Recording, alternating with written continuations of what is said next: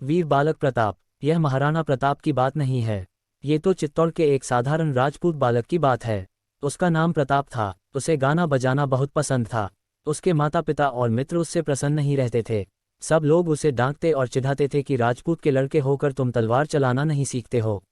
देश पर जब संकट आएगा तब तुम अपने कर्तव्य का कैसे पालन करोगे। देश की सेवा न करे, देश के लिए मर मिटने को तैयार न हो, ऐसा राजपूत भी क्या किसी काम का मनुष्य है। प्रताप उन लोगों से कहा करता था, देश की सेवा केवल तलवार से नहीं होती, संगीत से भी देश की सेवा हो सकती है। काम पड़ने पर मैं बता दूंगा कि देश के लिए मर मिटने में मैं किसी से पीछे नहीं हूं। किसी को प्रताप की बात ठीक नहीं लगती थी। लोग समझते थे कि यह सुकुमार तो है ही, डींग हाँकने वाला भी है। प्रताप भी अपनी धुन का ऐसा पक्का था कि वह किसी की बात पर ध्यान ही नहीं देता था। दिल्ली में उन दिनों मुगल बादशाह थे। मुगलों की बड़ी भारी सेना ने चित्तौड़ पर चढ़ाई कर दी, लेकिन चित्तौड़ का किला इतना दृढ़ था कि मुगल सेना उस पर विजय नहीं पा सकती थी। किले की दीवार या फाटक टूटते ही नहीं थे। बार बार मुगल सेना को किले के भीतर के राजपूत वीरों के बाणों की मार खाकर पीछे लौटना पड़ता था।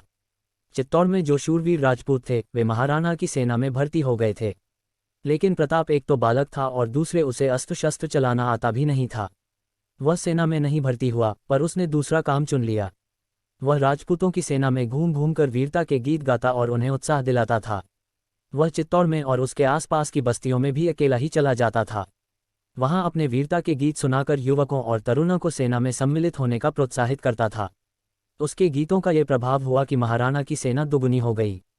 एक दिन जब प्रताप किसी पास की बस्ती में सितार बजाकर गीत सुना रहा था, एक मुगल सैनिक ने छिपकर उसका गीत सुन लिया। जब प्रताप लौटने लगा तब उस सैनिक ने प्रताप को पकड़ लिया और सेनापति के पास ले आया। मुगल सेनापति प्रताप को देखकर बहुत प्रसन्न हुआ।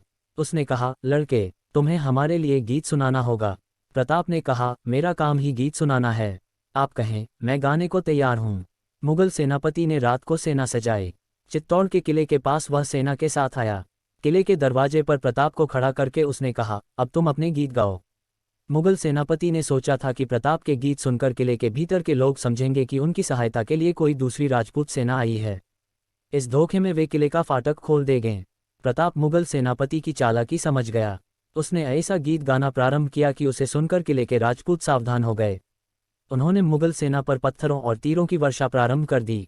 बहुत से सैनिक मारे गए। मुगल सेनापति ने डांटते हुए प्रताप से पूछा, लड़के, तू क्या गा रहा है। प्रताप ने बड़ी निर्भयता से कहा, मैं गीत में अपने वीरों से कह रहा हूं कि शत्रु द्वार पर खड़ा है, सो मत, धोखे में मत आओ, किला मत खोलो, पत्थर मारो, पत्थर, शत्रु का कचूमर निकाल लो। मुगल सेनापति प्रताप का सिर एक झटके में काट दिया, किंतु राजपूत सावधान हो गए थे। मुगल सेना को निराश होकर लौट जाना पड़े। दूसरे दिन राजपूतों को प्रताप की लाश मिली। देश पर प्राण देने वाले उस वीर बालक की देह को स्वयं महाराणा ने अपने हाथों चिता पर रखा।